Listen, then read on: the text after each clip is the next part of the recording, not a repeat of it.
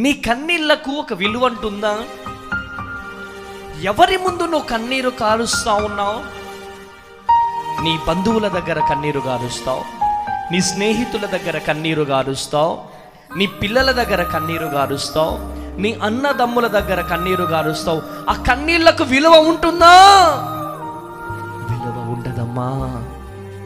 నీ కన్నీళ్ళు ప్రభువు పాదాల దగ్గర గనుక కార్చగలిగితే ఆ కన్నీళ్లను నా యేసయ్య ఆయన బుడ్డిలో దాచుకుంటాడు. ఆయన బుడ్డిలో దాచుకొని నీ ప్రార్థనను విని నిన్ను ఉన్నత శిఖరానికి నా దేవుడు చేరుస్తాడు. ఈరోజు నువ్వు కారుస్తున్న ప్రతి కన్నీటికి విజయం రాబోతుంది. నీ కన్నీళ్లకు ప్రతిఫలము రాబోతుంది.